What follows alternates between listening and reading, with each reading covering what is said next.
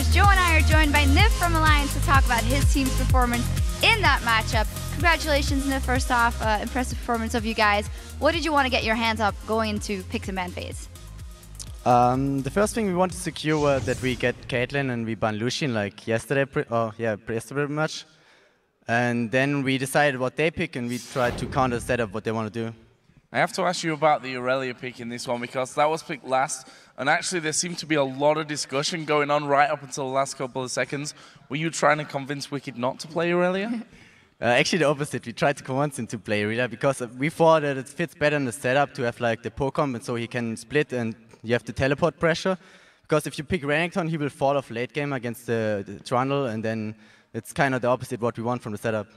That's kind of a different team comp that you've been running before when you had that Wukong or Deceiver that could just run in, and Aurelia fit really well in that. So was that a conscious choice to go for that poke comp now, and why this time around? It has a lot to do with the bans. There were like 4 mid lane hero bans, I believe. So we were kind of limited with the heroes we can play, so we had either like Kraga, 6, Nidalee, or heroes like that. And so we just went for the poke comp in that game. Let's talk about your lane matchup because you're up against Forgiven and Unlimited there, who for a lot of people have been the #1 bot lane around recently. What were the specific plans going into that one? Were you going in with a mindset of, we may very well possibly lose this bottom lane? Nah, I don't think we should ever go in the mindset that you lose the bot lane. Because especially in that meta, if you go with like the weaker picks, you're just gonna lose the game by that alone. So you always should try to pick the winning bot lane. And this game, it worked out really, really well. We were far ahead, and we could snowball the game really easy like that. Is it all about the picks, the key to getting one over on them? And why is it that people are saying that that bottom lane in particular for the Wolves is so strong? I think they have a really good synergy, and Forgiven is like really, really good AD mechanics, especially like in fights.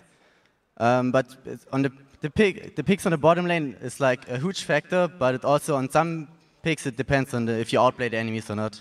I think here it was more about the picks. All right, when you talk about outplaying enemies in that bottom lane, the jungler is so important. And Amazing Shook was actually our featured matchup here in this game. Did you guys specifically set out to make sure that Shook could relieve some pressure from Amazing coming to your lane, or were you not that afraid of his Lee Sin? I think right now there are too many junglers to ban. There are like two different styles. You can have like the early game junglers like Lee Sin, and then Wukong and Pantheon who are level 6 ganks. And we are pretty confident in Shook's jungle that he puts a lot of pressure in the early game, especially with Frog when he can roam as well with the Nidalee, hit some spears and then make the jungle low, and has like a lot of pressure by this. And it helped us a lot for the bot lane as well. What do you think to Shook's performances overall? He's taken a bit of criticism, I think it's fair to say, from the community. This is a guy who's got no experience really coming into this season of playing on a big stage. Has he suffered from the pressure of the community?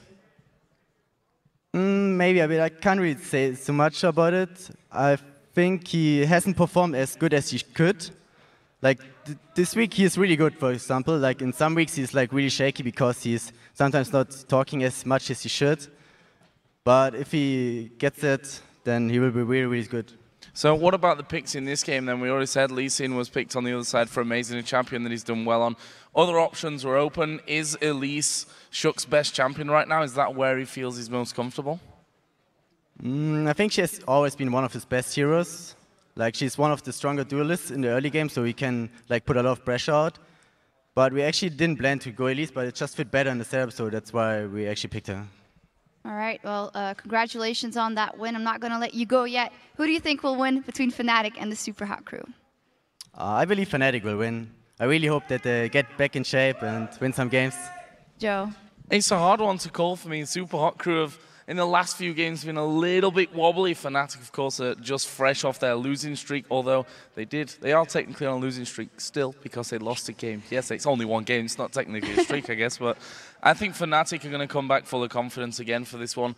The shakiness of the Super Hot crew, I think it depends a lot on the picks here as well, and Impaler in particular getting comfortable. Sometimes they're super hot, sometimes they're super cold. Thank you very much, and congratulations, Niv. And now we're going to head back over to Demon and QuickShot.